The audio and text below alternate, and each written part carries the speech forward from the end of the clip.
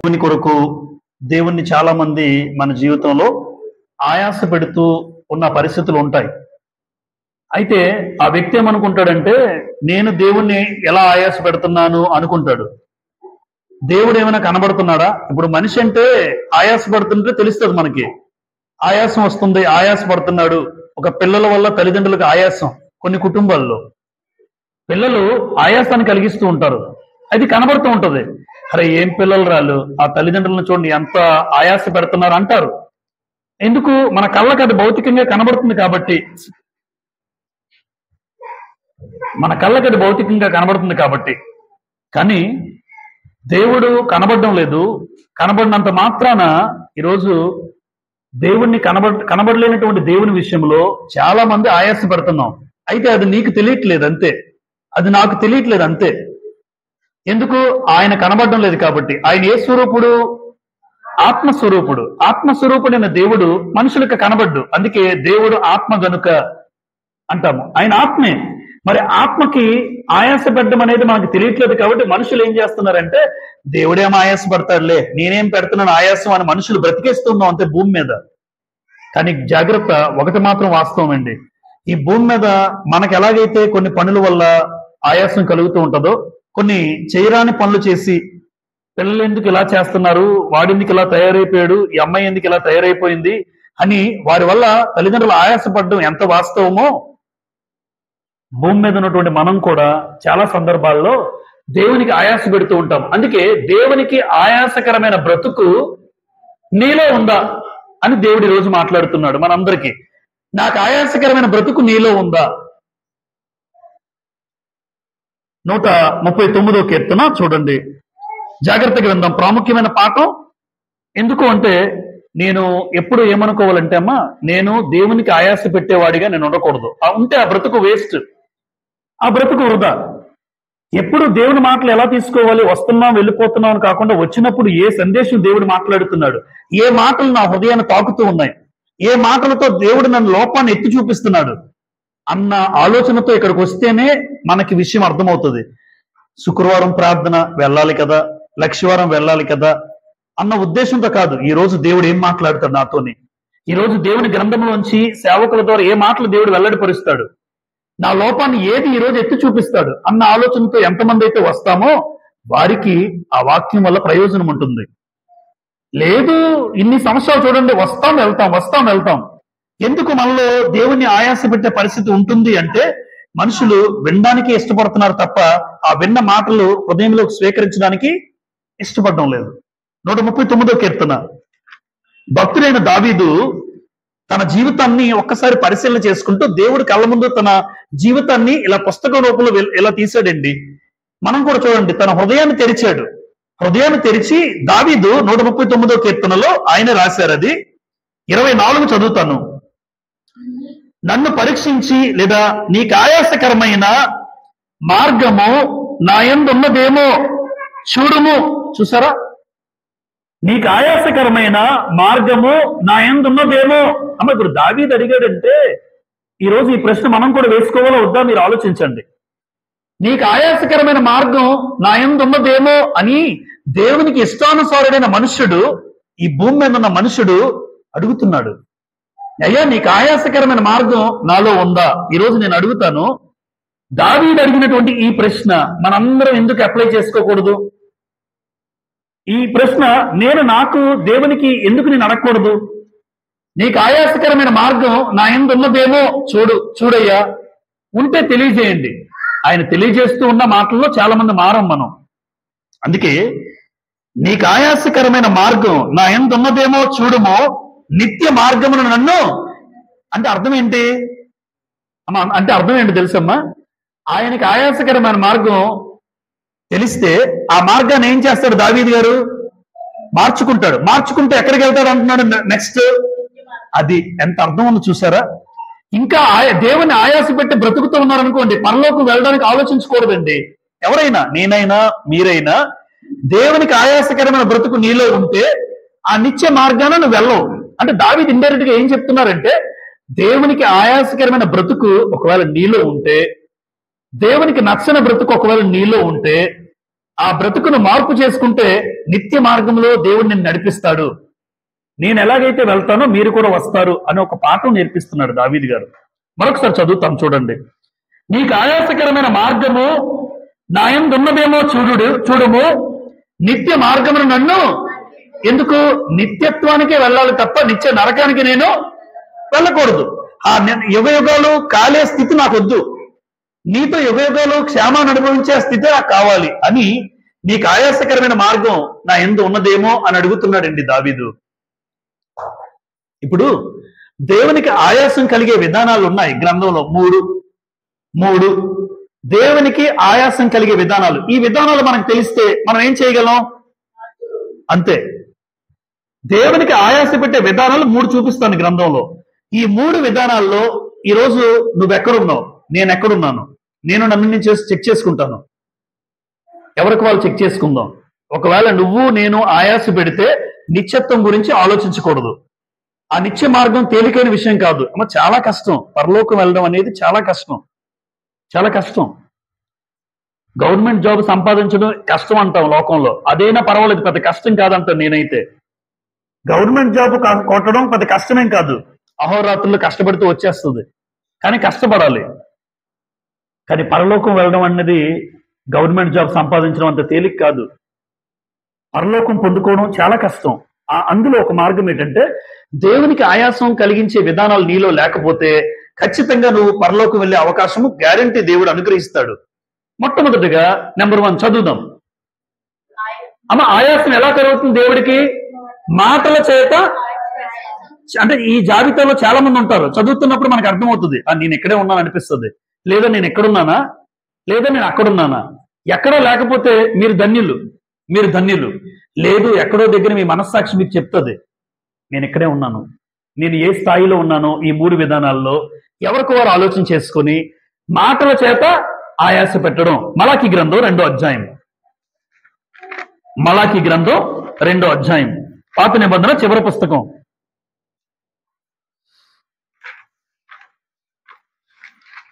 మలాకి గ్రంథం 2వ అధ్యాయం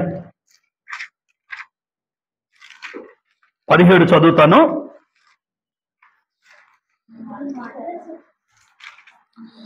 మీ మాటల చేత మీరు యెహోవాను ఆయాస పెట్టుచు, దేని చేత ఆయనను ఆయాస పెట్టుచున్నామని మీరు అడుగుచున్నారే. చూసారా ఏమన్నారు? మీ మాటల చేత ఎవరిని? యెహోవాను ఆయాస పెట్టుచు. మాటల చేత యెహోవాను ఆయాస పెట్టుచు, మాటల చేత యెహోవాను ఆయాస పెట్టుచు. మేము ఎవరిని ఆయాస పెట్టామని మీరు అడుగుతున్నారే అంటే ఇంతకీ దేని ద్వారా ఆయాస పడుతున్నారమ్మా? అంటే చాలా మంది జీవితంలో మాటల చేత దేవుణ్ణి ఆయాస పెడుతున్నారా అంటే ఖచ్చితంగా దేవుడే చెప్పాడు ప్రవక్త మలాకి ద్వారా, మాటల చేత యెహోవాను ఆయాస పెడుతున్నారు. ఎలా అయ్యా మాటల చేత ఆయాస పెట్టడం అంటే? కొంతమంది మాటలతో ఎలా కొడతారు మనుషుల్ని? నలగొడతారు. ఇది చెప్పాను చాలాసార్లు, కత్తిపోటు వంటి మాటలు పలికివారు కలరు. కొంతమంది ఏ మాటలు మాట్లాడతారమ్మా? చెడ్డ మాటలు, కొంతమంది కపటపు మాటలు, బూతులు మాట్లాడరా? బూతులు మాట్లాడుతున్నారంటే ఇక్కడ చూడండి, నలగొట్టడం, కత్తిపోటు వంటి మాటలు, చెడ్డ మాటలు, కపటపు మాటలు, బూతులు మాట్లాడితే ఎవరు ఆయాసపడతారు? దేవుడు ఆయాసపడతాడు. యోబు గ్రంథం 16వ అధ్యాయం, కొన్ని రిఫరెన్సెస్ చూద్దాం దానికి సంబంధించి. యోబు గ్రంథం 16వ అధ్యాయం చూడండి. యోబు గ్రంథం 16వ అధ్యాయం 2వ వచనాన్ని చదువుతాను.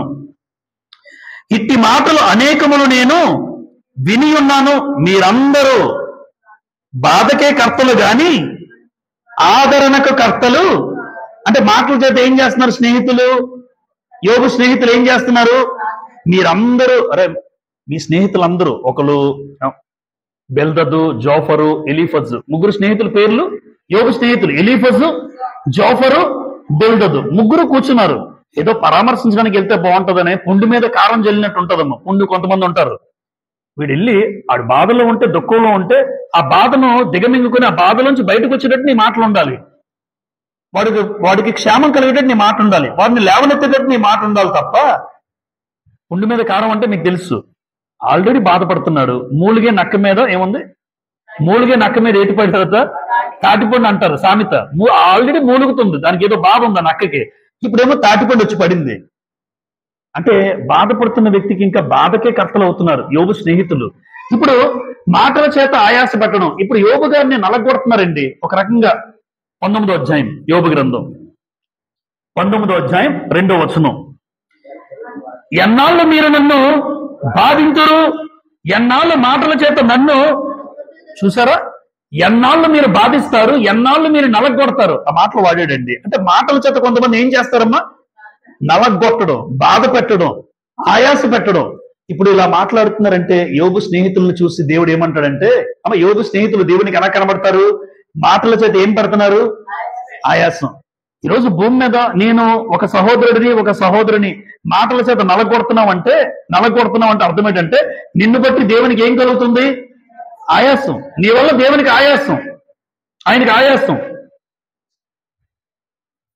సామెతల గ్రంథం చదువుతాం 12వ అధ్యాయంలో.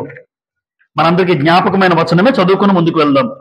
సామెతలు 12:18లో కత్తిపోటు వంటి మాటలు పలుకువారు కలరు అన్నాడు. కత్తిపోటు లాంటి మాటలు అమ్మ ఆడేవాళ్ళు ఉంటారా? కొన్ని కుటుంబాల్లో కత్తిపోటు లాంటి మాట్లాడేవాళ్ళు ఉండొచ్చు. మీరు చాలా మందిని చూసి ఉండొచ్చు. అరే ఈ మాటలు కత్తిపోటులాగా ఉంటాయి. కత్తిపోటు వంటి మాటలు పలుకువారు ఎవరైనా ఉన్నారు అంటే ఆ కత్తిపోటు వంటి మాటలు అత్తలు మాట్లాడినా, కోడళ్ళు మాట్లాడినా, కుటుంబంలో తండ్రికి తల్లి మాట్లాడినా, లేదా తల్లిదండ్రుల పట్ల పిల్లలు మాట్లాడతారు కొన్ని మాటలు, చచ్చిపోవాలనిపిస్తుంది అంట. ఆ పిల్లలు మాట్లాడే మాటలకి కొంతమంది ఆ తల్లిదండ్రులకి ఈడు నా కడుపునే పుట్టాడా, ఈడు నా కడుపునే పుట్టిందా ఈ కూతురు, ఎందుకంటే వాళ్ళు మాట్లాడిన మాటలకి నలిగిపోతారండి తల్లిదండ్రులు. కత్తిపోటు, చచ్చిపోవాలనిపిస్తుంది వాళ్ళు అంటుంటారు కొంతమంది వృద్ధాప్యంలో. 34వ కీర్తన కీర్తనల గ్రంథం 34వ కీర్తన 13 చదువుతాను చూడండి. 13 చెడ్డ మాటలు పలకకుండా నీ నాలుకను, కపటమైన మాటలు పలకకుండా నీ పెదవులను. అమ్మ ఏ మాటలు వస్తాయి నోటి వెంట కొంతమందికి? చెడ్డ మాటలు అన్నాడు. కొన్ని కపటపు మాటలు అంటే అమ్మ కపటంతో కూడిన మాటలంటే మనసులో ఒకటి కానీ మాట్లాడుతుంటాం. కపటంతో కూడిన మాటలు, లేనిపోని మాటలు, చాడీలు చెప్పడం, కొండెములు చెప్పడం, లేని వార్తలు పుట్టించడం కొంతమంది చేస్తూ ఉంటారు. ఇప్పుడు లేని వాటిని చెప్పి కొండలు చెప్పేవారు ఈ జాబితాలోకి వస్తారు. కపటపు మాటలు అన్నాడు. కాబట్టి చెడ్డ మాటలు ఆడేవాడు, కపటపు మాటలు ఆడేవాడు నీ పెదవులు నీ నాలుక జాగ్రత్త అన్నాడు. ఎందుకు? నీ నోటు వెంట వచ్చే ఈ మాటలు బట్టి దేవుడు ఏమవుతాడు? ఆయాసపడతాడు. అలాగే బూతులు, గ్రంథంలో రాశాడు బూతుల గురించి. కొలొస్సీలకు రాసిన పత్రిక 3వ అధ్యాయం. కొలొస్సీలకు రాసిన పత్రిక కొలొస్సీ 3వ అధ్యాయం 8 చూడండి. కొలొస్సీ 3:8లో ఇప్పుడైతే మీరు కోపము, ఆగ్రహము, దుష్టత్వము, దూషణ, మీ నోట బూతులు అని వీటన్నిటినీ, అంటే బూతులు మాట్లాడితే చాలా మంది సులభంగా బూతులు ఆడిన వాళ్ళు చాలా మందిని చూశాను నేను. సులభంగా బూతులు మాట్లాడతారు. బూతులు మాట్లాడుతున్నావు అంటే అర్థం ఏంటంటే నువ్వు దేవుని ఆయాస పెడుతున్నావు. కానీ అలా ఆలోచించిన వాళ్ళు బూతు మాటలు ఆడిన వాడు కూడా నా మాట వింటే దేవుడు ఎక్కడ, అంటే దేవుడు కనబడడం లేదు కాబట్టి, ప్రారంభంలోనే చెప్పాను, దేవుడు కనబడడం లేదు కాబట్టి నోటు వంట బూతులాడుతావు, కొడుకుని తిడతావు, కూతుర్ని తిడతావు, లేదా భర్తను తిడతావు, లేదా సహోదరులు ఎవరైనా లోకంలో ఎవరిని తిట్టినా బూతులు ఆడేవాళ్ళు ఉంటారండి. బూతులు ఆడేవాళ్ళు ఉన్నారు. మీరు విన్నారో లేదో నేను విన్నాను. క్రైస్తవులు, లోకంలో వాళ్ళ గురించి క్రైస్తవులు సంఘానికి వచ్చిన వాళ్ళు బూతు మాటలు నేను విన్నాను. అంటే బూతులు ఆడేవాళ్ళు నిజంగా ఎవరికి ఆయాసకరంగా పెడుతున్నారంటే దేవునికి ఆయాసం. ఎప్పుడు జాగ్రత్త, నోటి వెంట ఎప్పుడు బూతు ఎప్పుడు రాకూడదు, బూతు. కాబట్టి ఆయాస పెట్టడం, నలగొట్టడం, కత్తిపోటు, చెడ్డ మాటలు, కపటపు మాటలు, బూతులు, ఈ మాటలతో ఇవి మాట్లాడితే ఆ వ్యక్తి దేవుణ్ణి ఏం చేసినట్టు? కొంతమంది భర్తను తిడుతున్నారు బూతులు, భార్యను తిడుతున్నాడు బూతులు. అంటే తెలియకుండానే ఇలా ఉంటాడు, నా భార్యనే కదా తిట్టాను. నువ్వు భార్యను తిట్టినా, భర్తను తిట్టినా, కొడుకును తిట్టినా, కూతుర్ని తిట్టినా నీ నోటి వెంట ఒకసారి మాట వచ్చింది కనుక ఆ మాట చేత నువ్వు దేవుని ఆయాస పెడుతున్నావు అన్నాడు. ఎందుకు? ప్రారంభంలోనే చెప్పాను, మలాకి 2:17లో మీ మాటల చేత మీరు యెహోవాను ఆయాస పెట్టొచ్చు అన్నాడు. అంటే మాటల చేత దేవుని ఆయాస పెట్టే వాళ్ళు ఉంటారు. వాస్తవానికి మాటల చేత ఏం కలగాలి మనిషిలోని? ఆమె ఏం కలగాలి? ఎదుటి వాడికి మాట్లాడుతున్నానంటే ఆదరణ కలగాలి, వాడికి మేలు కలగాలి, వాడికి క్షేమం కలగాలి. ఇది క్రైస్తవుని యొక్క సూత్రం. దేవుడు చెప్పింది మనకి. నేను మాట్లాడే మాట ఎదుటివాడికి ఆదరణ కలగాలి, ఆదరించబడాలి. తెస్సలోనికి రాసిన మొదటి పత్రిక పక్కనే తెస్సలోనికలకు రాసిన మొదటి పత్రిక 4వ అధ్యాయం 18వ వచనము చదువుతాను. 4:18. కాబట్టి మీరు ఈ మాటల చేత ఒకరినొకడు ఆదరించుకొనుడి. అంటే మాటల్లో ఏం చేయాలి? ఎదుటివాడికి కట్టు కట్టాలి. నువ్వు మాట్లాడితే ఎదుటివాడు కట్టు కట్టాలి. వాడుకున్న బాధ నుంచి బయటకు రావాలి, వాడుకున్న ఇబ్బందుల నుంచి సంతోషించగలగాలి. మీరు మాట్లాడితే చాలా బాగుంది బ్రదర్, మీరు మాట్లాడడం వల్ల నాకు ధైర్యం వచ్చింది, నేను కూడా సాధించగలను, నేను కూడా చేయగలను అన్న నమ్మకం, విశ్వాసం నాకు వచ్చింది అని ఎదుటివాడు అనాలి. నువ్వు చేయలేవురా, నీకు అంత సీన్ లేదురా, నువ్వు సాధించలేవు, నీ బ్రతికింతే. ఎదుటివాడికి లేవనెత్తే మాట, కట్టే మాట, వాడికి ఉపయోగకరంగా, వాడికి ధైర్యపరిచే మాట, మరి ముఖ్యంగా బాధల్లో ఉన్నవాడికి, ఇబ్బందుల్లో ఉన్నవాడికి, ఇరుకులో ఉన్నవాడికి ఆదరించే మాట చాలా ప్రాముఖ్యం. ఎఫెసీయులకు రాసిన పత్రిక 4వ అధ్యాయం, ఎఫెసీయులకు రాసిన పత్రిక 4వ అధ్యాయం 29 చదువుతాను. వినువారికి మేలు కలుగునట్లు ఏం కలగాలి? మేలు కలుగునట్లు అవసరమును బట్టి క్షేమాభివృద్ధికరమైన అనుకూల వచనమే పలుకుడి గాని దుర్భాష ఏదైనా మీ నోట. అంటే వినువాడికి మేలు కలగాలి, క్షేమం కలగాలి, క్షేమాభివృద్ధి అని రాశాను ఇక్కడ. ఆదరణ కలగాలి, మేలు కలగాలి, క్షేమం కలగాలి. ఈరోజు మాట్లాడే మాట కుటుంబాలు కడుతున్నావా, కుటుంబాలను కూలదోస్తున్నావా? కొంతమంది ఉన్నారు, భార్యాభర్తలు బాగుంటే చూడలేరు, ఆ కుటుంబం బాగుంటే చూడలేరు. కొన్ని సందర్భాల్లో, అందరికీ అప్లై అవుతాను కాదు, చాలా మంది మన వ్యక్తిగతంగా, నేను మాట్లాడే మాట ఒక భార్యాభర్తను కలపడానిక, వాళ్ళు వెడగొట్టడానిక. కొంతమంది పుల్లలు పెడతారండి, పుల్లలు అంటారు. వాడు మాట్లాడే మాట మధ్యలోకి వచ్చి మీ బంధాన్ని, మీ అనుబంధాన్ని, మీ ప్రేమను, మీ ఐక్యతను, మీ సమాధానాన్ని ఎవరు దూరం చేసినా వాడు ఏం చేసేవాడు అంటే దేవుడికి ఆయాసకరంగా, వాడు మేలు కలిగే మాటలు కాదు, ఎదుటివాడిని ఆదరించాలి, మేలు కలగాలి, క్షేమం కలగాలి. ఇది క్రైస్తవుడికి దేవుడు చెప్తున్న మాటలు. నువ్వు మాట్లాడితే ఆదరణ కలగాలి, మేలు కలగాలి, క్షేమం. అంతేగాని లేదంటే నోటి వెంట ఏ మాట రాకూడదు, ఇటువంటి మాటలు రాకూడదు, విడదీసే మాటలు రాకూడదు. ఇది మొట్టమొదటి సందర్భం. అంటే మాటల చేత దేవుడిని ఏం చేస్తారు? ఆయాసపడతాం. ఇలా మాట్లాడేవనుకోండి, దేవుడు ఆనందపడతాడు. అరే క్రైస్తవుడిగా చూడండి, వాళ్ళకి ఆదరణ కలిగించే మాటలు ఈ సహోదరుడు మాట్లాడింది, వెళ్ళి ఈ సహోదరుడు మాట్లాడాడు, ఆ సహోదరుడు మాట్లాడితే ఎదుటివాడికి మేలే కలుగుతుంది, ఎదుటివాడికి క్షేమమే. అప్పుడు దేవుడు సంతోషిస్తాడు. ఇలా ఉన్నాం అనుకోండి, ఆయనకి ఆయాసం, ఎందుకు పుట్టించానా అన్న ఆయాసం. కానీ మనుషులకు అర్థం అవదు.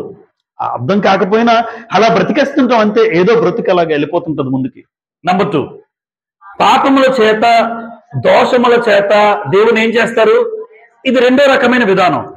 పాపం చేస్తే చాలా మంది అంటారు, పాపం చేస్తే ఏముంది లేరా, చిన్న పాపమే కదా, ఇది కూడా తప్పేనా, అబద్ధం ఆడకూడదా, జబర్దస్తులు చూడకూడదా, అల్లరితో కూడిన డ్యాన్సులు వేయకూడదా అని అడుగుతారు వచ్చి. ఆ మాత్రం వేయకూడదా, చిన్నదే కదా, బొట్లు పెట్టుకుని డ్యాన్సులు వేయకూడదా? నువ్వు బొట్లు పెట్టుకుని డ్యాన్సులు వేస్తూ ఉంటే దేవుడికి సంతోషమా? దేవుడికి సంతోషమా? ఆయనకి ఆయాసం. అరే ఎందుకు వీళ్ళు పుట్టించాను, పోనీ నన్ను నమ్ముకోపోయినా బాగున్ను. ఆయన నమ్ముకుంటేనే సమస్య వచ్చిందమ్మా. నమ్ముకుంటే ఇలా బ్రతకాలంతే. నమ్ముకున్న తర్వాత కూడా నువ్వు నమ్ముకోకపోతే లోకంలో చాలా మంది ఉన్నారు, వాళ్ళని బట్టి దేవుడు పెద్దగా ఏమనుకోడు. ఎందుకంటే దేవుడు తెలుసుకోలేదురా బాబు, నేను ఎవరో వాళ్ళకి తెలియలేదని వాళ్ళకి వేరే జాబితాలో తీసుకెళ్తారు, పక్కకి పెడతాడు.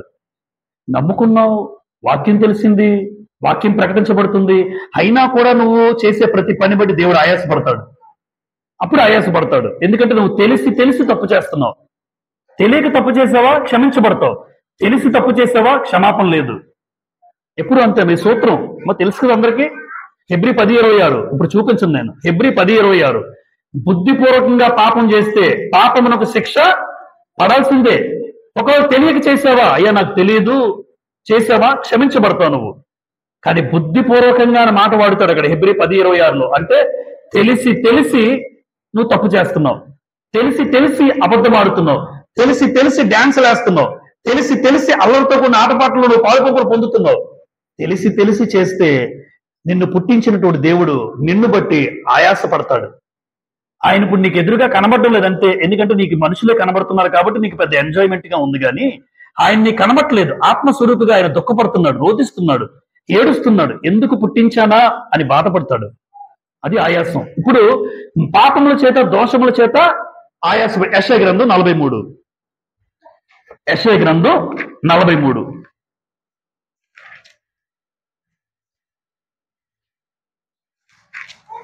24 చూస్తారా? నా నిమిత్తము సువాసన గల అని మాట్లాడుతూ చివరిగా 2 లైన్లు చదువుతాను నేను అక్కడ. నీ పాపముల చేత నీవు నన్ను విసికించితివి, నీ దోషముల చేత నన్ను ఆయాస పెట్టితివి. పాపము దోషము ఈ రెండింటి చేత మనుషులు ఏం చేశారు? దేవుణ్ణి ఆయాసం. మనం చేసే ప్రతి పాపం గుర్తుపెట్టుకున్నాము. పాపం ఎప్పుడు కూడా పాపం చిన్నదా పెద్దదా అనకూడదు. పాము చిన్నదా పెద్ద ఊరుకుంటారేంటి? చిన్న పామునైనా మీరు అంటారు, ఇప్పుడు చెప్తారు. Very good.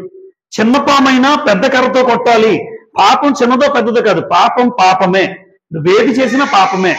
కాబట్టి పాపం అనేది దేవుని గ్రంథంలో ఏదైతే దేవుడు ఆజ్ఞ అతిక్రమమే పాపము అన్నాడు. ఆజ్ఞ అతిక్రమిస్తే వెంటనే పాపం. అంటే ఇలా బ్రతకండి, ఇలా చెయ్యండి, ఇవి పాటించండి, ఇవి మాట్లాడండి, ఇవి చూడొద్దు, అక్కడికి వెళ్ళొద్దు, ఇలాంటి పనులు చెయ్యొద్దు అని గ్రంథంలో దేవుడు రాయించిన తర్వాత ఆజ్ఞను అతిక్రమిస్తే అది దేవుడు ఎలా చూస్తాడు? పాపంగా చూస్తాడు. ఇప్పుడు పాపం చేసే ప్రతి వాడిని బట్టి దేవుడు ఏమవుతాడంటే ఎప్పుడు కూడా ఆయాసం. నేను జబర్దస్త్ మొన్న రాత్రి చూస్తున్నాను అనుకోండి, అందరూ పడుకుని పోయారండి, నేనే జస్ట్ అలా చూస్తున్నాను మొబైల్లోనే. దౌర్భాగ్యుడిగా ఉండి ఏంట్రా పనులు చేస్తున్నావు అని దేవుడు మాట్లాడుతున్నట్టు ఉంటది. అందరూ పడుకుంటే నిన్ను చూడట్లేదా? మనుషులు ఎవరూ చూడట్లేదు, దేవుడికి తెలియదా నేనేం చూస్తున్నానో మొబైల్లో? అంటే అంతకన్నా దౌర్భాగ్య స్థితి ఏముందో చెప్పండి. ఈరోజు మనుషులు ఎలా ఉన్నారంటే, ఇక్కడ బొట్టు పెట్టుకోరు, అనకాపల్లో బొట్టు పెట్టుకున్న వాళ్ళు తెలుసు నాకు, సంఘంలో ఇద్దరు.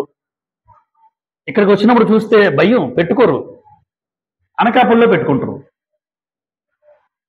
వీళ్ళకి ఎవరి భయం ఉంది? ఎవరి భయం ఉంది? మనుషుల భయం. సంఘంలో బ్రదర్ చూస్తారు కదా, అనకాపల్లో బ్రదర్ ఉండడు, ఉద్యోగంలో ఉంటాడు, సో ఇబ్బంది లేదు. అనకాపల్లో ఎవరు మనకు తెలియదు కదా, అనకాపల్లో ఆ రోజు నేను వెళ్ళాను కదా. మనం అనుకుంటాం మనుషులు ఎవరు చూడరని. మరి మనుషులకి భయపడడం కాదు, దేవుణ్ణి దుఃఖపడుతున్నావా ఆయనకి భయం, ఆయన భయం ఉండాలి మనుషులకి. నేనుంటే ఏంటి, నేను లేకపోతే ఏంటి? ఎప్పుడు ఒకటే ఆలోచన, మనుషులు చూస్తే ఏంటి, చూడకపోతే ఏంటి? దేవుడు నన్ను చూస్తున్నాడు అనుకున్నాడు యోసేపు. దేవుడు నన్ను చూస్తున్నాడు అనుకున్నాడు, అందుకే బాగుపడ్డాడు. మనుషులు చూస్తే ఈరోజు నాకున్న వేషధారణ, కానీ దేవుడు ఎప్పుడు దోషము పాపం అనేవి చాలా ప్రాముఖ్యం. దావీదు ఏమంటాడంటే 2 సమూయేలు గ్రంథం చూడండి, 2 సమూయేలు గ్రంథం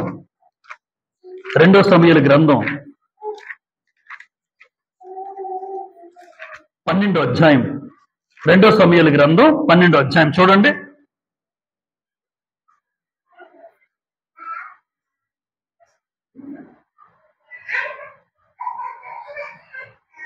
పదమూడు 2 సమూయేలు 12:13 నేను పాపము చేసి తినని దావీదు నాతానుతో అనగా అన్నాడు. అంటే పాపం చేశారని ఎవరు ఒప్పుకున్నారు? ఎందుకు? పాపం ఉన్న చోట ఎవరు ఏమన్నాడమ్మా? 139వ కీర్తన 24వ వచనం ప్రారంభ వచనం, నీకు ఆయాసకరమైన మార్గం నా యందు ఉన్నదేమో చూడుము అని ఎవరన్నారు? దావీదు. ఇక్కడ మాట్లాడుతున్న మాటలు ఎవరు మాట్లాడుతున్నారు? దావీదే. నేను పాపం చేశాను అని ఒప్పుకున్నాడా లేదమ్మా? ఒప్పుకున్నాడు. ఒప్పుకుంటే క్షమించబడతామండి.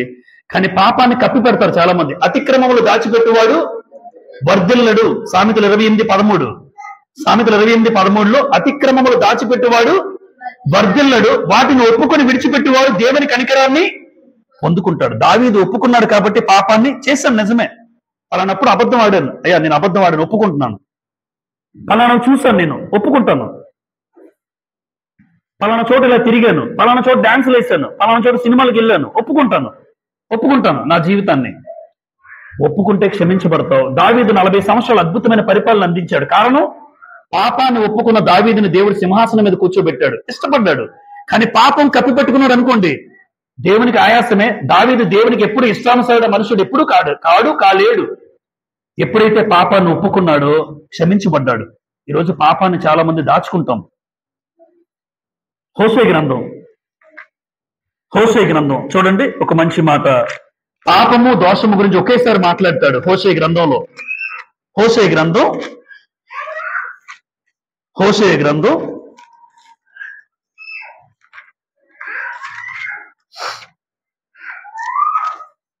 12వ అధ్యాయం, హోషేయ 13వ అధ్యాయం 12వ వచనం. 13-12 ఎఫ్రాయిము దోషము నా యొద్ద ఉంచబడి ఉన్నది, అతని పాపము దోషమట ఉంచబడి ఉంది. పాపము ఎవరి దగ్గర? దోషం ఉంచబడింది, పాపం భద్రం చేయబడింది. దోషం ఉంచబడింది, పాపము అంటే దోషము పాపము నాకు తెలుసు అని దేవుడు చెప్తున్నాడు. మీరు చేసే ప్రతి దోషం, మీరు మాట్లాడే ప్రతి దోషం, మీరు చేసే ప్రతి పాపం నాకు తెలుసు, భద్రంగా ఉన్నాయి. ఎవరు కప్పిపెట్టుకున్నా, ఎవరు ఈ రోజు తెలియదు అనుకున్నా దేవుడు భద్రంగా ఉన్నాయి. దాన్ని బట్టి దేవుడు ఏమంటాడంటే నాకు ఆయాసం కలిగిస్తున్నారు అంటాడండి. ఆయాసం. ఈరోజు మనుషులుగా ఈ మాటలు విన్న తర్వాత కూడా దేవునికి ఇంకా ఆయాసం పెడితే ఇంకా మనం వాళ్ళని మార్చలేమండి. ఇంకా నేను పాపం చేసుకుంటూ, చూడకూడనివి చూస్తూ, మాట్లాడకూడనివి మాట్లాడుతూ ఉన్నానంటే ఇంకా దేవుని ఆయాసపడుతున్నామంటే అది బ్రతుకే కాదు. ఎందుకంటే సందేశం తెలిసిన తర్వాత, సందేశం తెలియనంత వరకు ఒకటి, కానీ వాక్యం విన్న తర్వాత ఇంకెన్నడూ ఎప్పుడు పాపం చేయకుండా ఉండడానికి ఇష్టపడాలి. లేదు పాపం చేస్తున్నాం అనుకోండి, ఒకవేళ తెలియక చేసావు ముందు, పాపాన్ని ఏం చేయాలంటే కప్పుకోకూడదు. ఏం చేయాలి? 32వ కీర్తనల గ్రంథం 32వ కీర్తన, దావీదు రాసిన కీర్తన చూడండి. దావీదు గారు రాశారు 32వ కీర్తన 5వ వచనము. దావీదు రాసినట్టు కీర్తన రాసుంటుంది 32:5లో, నా దోషమును కప్పు కొనక నీ ఎదుట నా పాపము, యెహోవా సన్నిధిని నా అతిక్రమములు ఒప్పుకుందని అనుకుంటుని నీవు నా పాప దోషమును పరిహరించావా. పరిహారం అంటే క్షమాపణ. పరిహారం అంటే క్షమాపణ. దేవుడు తొలగించేశాడు. అంటే ఎప్పుడైతే నా దోషాన్ని కప్పుకోకుండా ఒప్పుకున్నానో అప్పుడే దావీదును దేవుడు క్షమించాడండి. ఈరోజు ఒకవేళ మన జీవితంలో తెలిసి తెలియక పాపము దోషము ఎప్పుడు దేవుణ్ణి ఏం చేస్తాయి? ఆయాసపడతాయి. కాబట్టి ఈరోజు నీలో ఏ పాపం ఉంది, ఏ దోషం ఉంది, ఒక్కసారి ఆలోచించుకుందాం. మనం విలాపవాక్యములు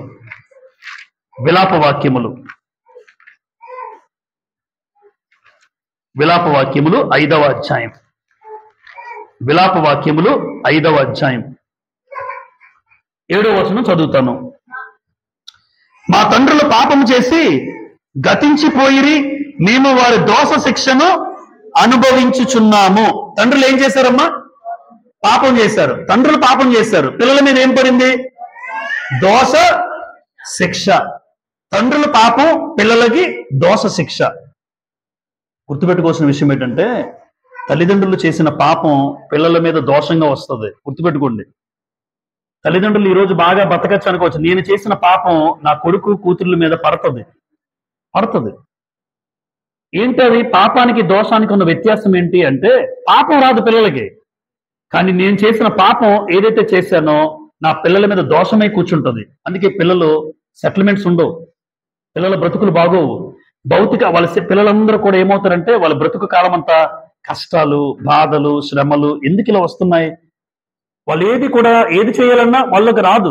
అంటే శ్రమలనే ఉండిపోతుంటాయి. అలాగని చెప్పి వాడి నరకానికి దేవుడు వెయ్యడు. వాడి బ్రతుకును బట్టి పరలోకం ఇస్తాడు. పాపం రాదు, కానీ ఏమొస్తుంది? దోషం వస్తుంది.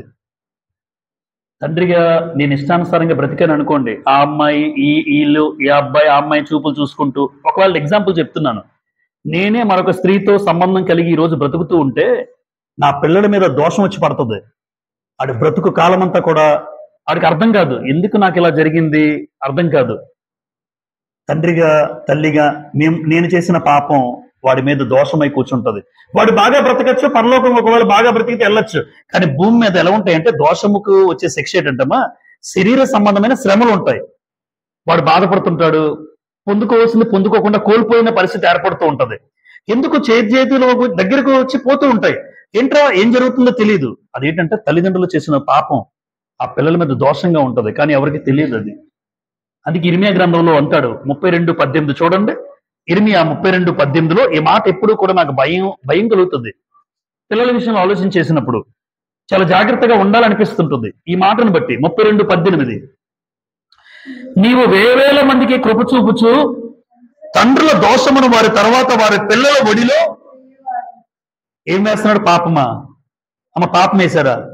తండ్రుల దోషమును వారి పిల్లల ఒడిలో, అంటే తండ్రులు చేసిన దోషం పిల్లల ఒడిలో ఎంత బాధ. ఆ మాట తెలిసినప్పుడల్లా తండ్రిగా నేను బాగా బాగుండాలి, నేను బాగుండాలి, నా బ్రతుకు బాగుండాలి, నేను ఎంత బాగుంటే నా పిల్లల జీవితాలు అంతగా దేవుడు హెచ్చిస్తాడు, ఒక మంచి స్థితిని ఇస్తాడు.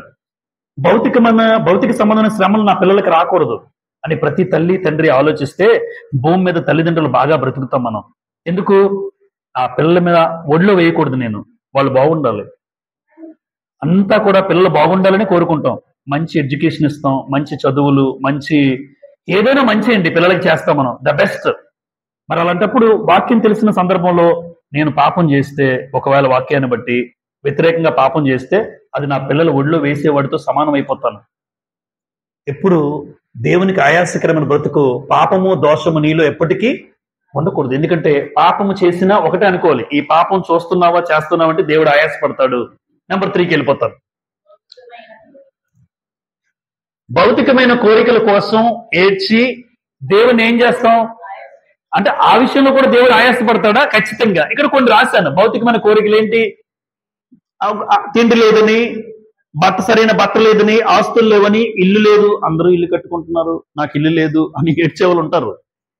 అందరూ ఇల్లు కట్టుకుని నీకు సమయం ఏ సమయం అయితే అప్పుడు ఇస్తాడు, అంతే. ఇవ్వలేదా నాకు అది మంచిది కాదని ఇవ్వలేదు అనుకోవాలి. అదమ్మా ఎప్పుడు కూడా ఇల్లు లేదనుకోండి, నాకు అది ఇస్తే నేను పాడవుతానని దేవుడు నాకు ఇవ్వలే.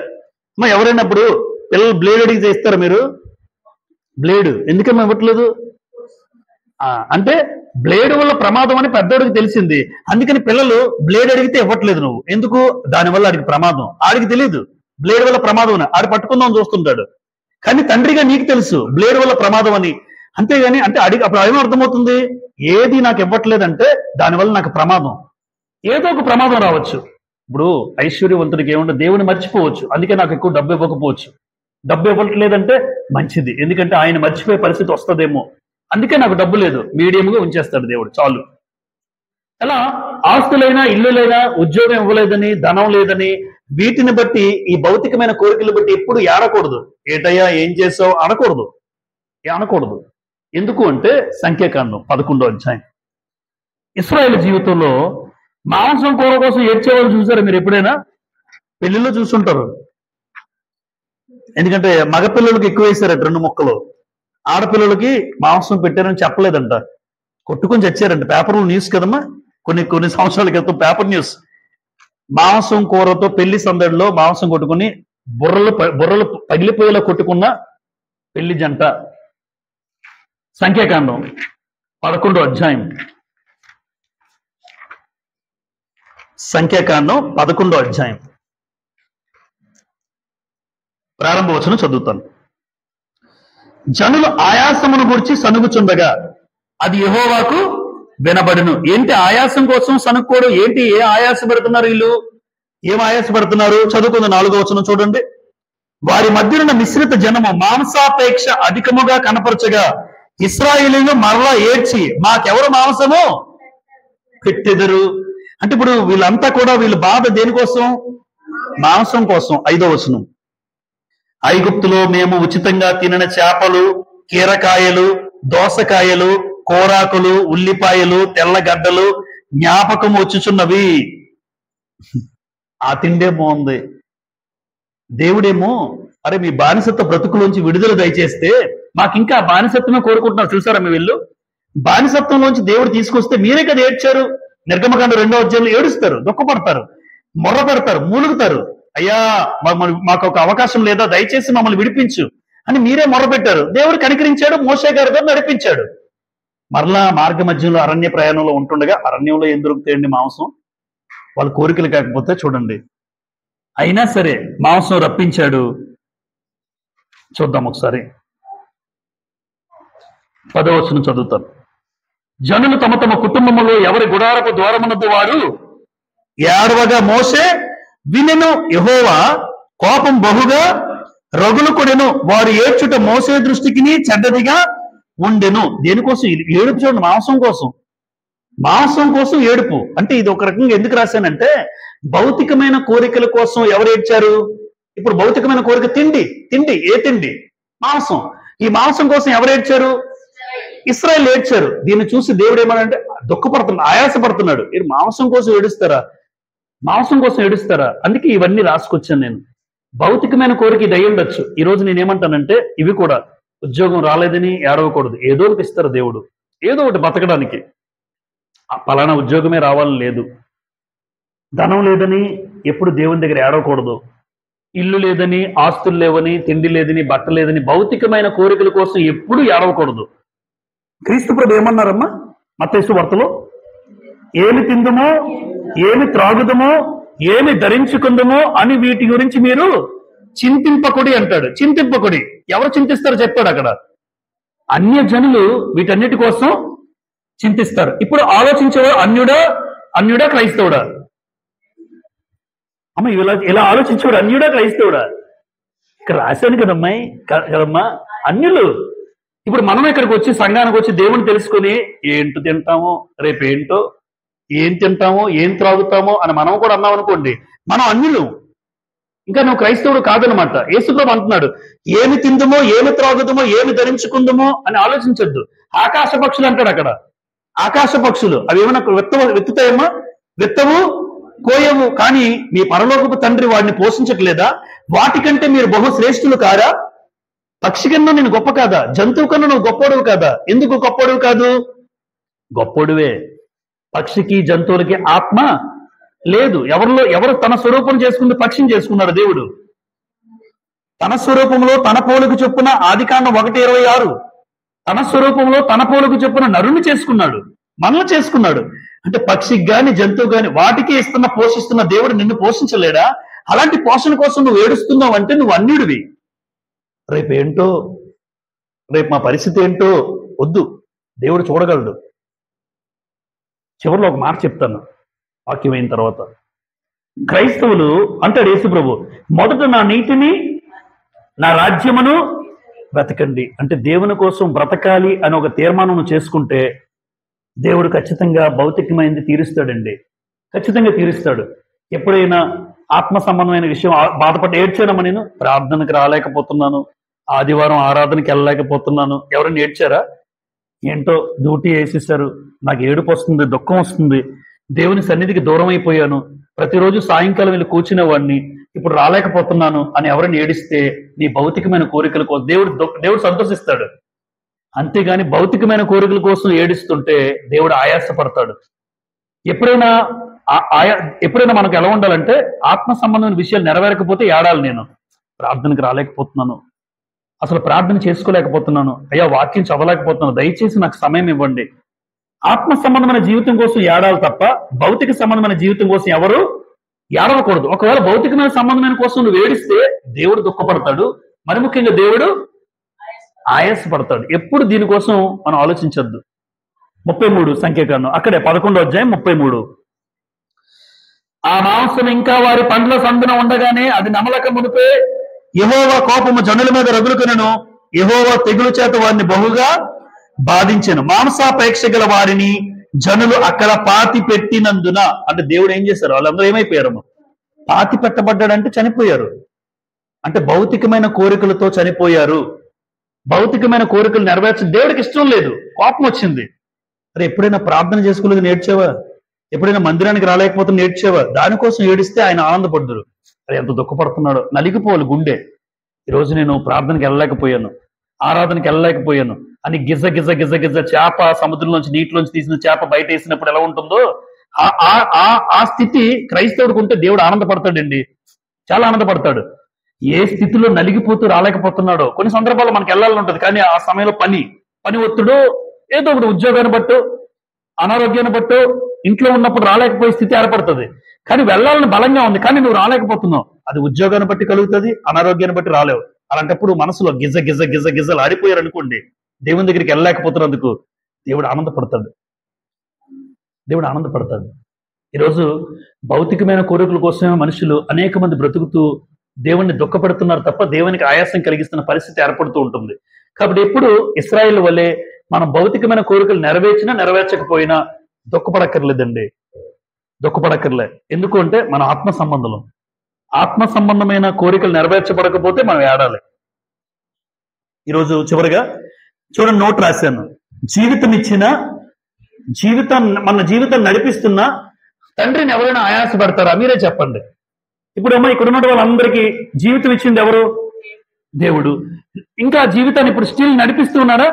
నడిపిస్తుంది ఎవరు? దేవుడే. అలాంటి తండ్రిని ఎవరైనా ఆయాస పడతామా? బ్రతుకునిచ్చిన దేవుణ్ణి ఎప్పుడు ఎన్నడూ ఆయాస పెట్టద్దు. ఈరోజు మా పిల్లలు ఎంత దుఃఖపెడతారో, తల్లిదండ్రులు ఎంత దుఃఖపెడతారో. కొంతమంది పిల్లలు బాధాకరం అనిపిస్తుందండి. తల్లిని తండ్రిని ఏడిపిస్తున్నవాడు ఎప్పుడు బాగుపడలేండి. అది చరిత్రలో లేదు. తల్లిదండ్రులను ఏడిపించేవాడు బాగుపడ్డాడు అని చరిత్రలో ఉండదు. ఒకవేళ ఇక్కడ బాగుపడినా సంతోషపడుతున్నా రేపు పొద్దున్న ఏడుస్తాడు, ఖచ్చితంగా ఏడుస్తాడు. ఎందుకంటే దేవుడు తీర్పు అలా ఉంటుంది. అక్కడ దేవుడి తీర్పు అలా ఉంటుంది. ఎప్పుడు కన్న తల్లిదండ్రుల్ని, కట్టుకున్న వారిని, కట్టుకున్న భార్యనైనా భర్తనైనా ఈరోజు నువ్వు ఏడిపించవచ్చు. అన్నిటికన్నా ముఖ్యంగా ఎవరిని ఏడిపించకూడదు అంటే దేవుణ్ణి ఆయాస పెట్టకూడదు ఎప్పుడు. ఎందుకంటే అసలు ఈ భూమి మీద బ్రతుకునిచ్చింది ఆయన. ఈరోజు గాలి పీలుస్తూ, నీరు తాగుతూ, ఆహారం తింటున్నానే ఈ 5,000 నోట్లోకి వెళ్తున్నాయంటే ఆగిపోవచ్చు. నా గుండె ఆగిపోయినట్లు చేయగలడు ఆయన. నా గుండె ఆగిపోవచ్చు. కానీ 5,000 నోట్లోకి వెళ్తున్నాయంటే ఆయన పెట్టిన భిక్ష అనుకుంటే ఎప్పుడు ఆ కన్న తండ్రిని ఆయాస పెట్టకూడదు. ఈరోజు మాటల చేత ఆయాస పెడుతున్నాను. నేను మాటల చేత ఆయాస పెడుతున్నాను. పాపం చేసుకుంటూ, రహస్యమైన పాపాలు చేస్తూ, ఎవరో చోట్ల లేదని చేసుకుంటూ, పాపం చేస్తూ ఆయన ఆయాస పెడుతున్నాను. భౌతికమైన కోరికలు నెరవేర్చడంలో ఆయాస పెడుతున్నాను. చూసారా, ఈ 3 విధానాల్లో మనం ఎక్కడున్నాం, ఏ స్థితిలో ఉన్నాం? ఒకవేళ ఇంకా ఆయాస పెడితే దావీదు అన్నట్టుగా నీకు ఆయాసకరమైన మార్గం నా యందు ఉన్నదేమో చూడుము, నన్ను ఎక్కడికి నడిపించమన్నాడు? నిత్య మార్గమున. ఎప్పుడు ప్రశ్న, దేవునికి ఆయాసకరమైన మార్గం నీలో నాలో ఎప్పుడు ఉండకూడదండి. ఒకవేళ ఏమైనా ఉంటే తప్పును క్షమించి ఇంకెన్నడో చేయకూడదు. చాలా మంది ఏం చేస్తారంటే ఈ రోజు పాపం చేసేసి మళ్ళీ ఉదయాన్ని మోకరిల్లేస్తాడు. ఏదో నీ ప్రార్థన విన్నట్టు వినడు. పాపం చేసి ప్రార్థన చేసిన వాళ్ళు ఎప్పుడు దేవుడు ప్రార్థన విన. పాపం చేసిన వాడు ఏం చేయలేడు చెప్పండి? కరెక్ట్, ప్రార్థన చెయ్యలేడు. ప్రార్థన చేసేవాడు ఏం చేయలేడు? ఎగ్జాక్ట్లీ. పాపం చేసేవాడు నోటికి ప్రార్థన రాదు, ప్రార్థన చేసేవాడు పాపం చేయడు. ప్రార్థనా జీవితం కలిగిన వాడు పాపం చేయడు. కానీ పాపం చేసేవాడు ఎప్పుడు ప్రార్థనకు దూరమే, ఎవరికి తెలియకుండా రహస్యంగా ఏదో అలా ఉంటుండ. అలాంటి బ్రతుకు మనకు ఉండకూడదు. ఓపికతో మీ అందరికీ ఎప్పుడు బ్రతుకులో దేవునికి ఆయాసకరమైన బ్రతుకు నీలో ఉండకూడదు, నాలో ఉండకూడదు. అలాంటి బ్రతుకును బ్రతికి ఆ పరమ తండ్రిని సంతోషపెడదాం. అందరికీ కూడా ప్రభుపేట వందనాలు చెల్లిస్తున్నాను.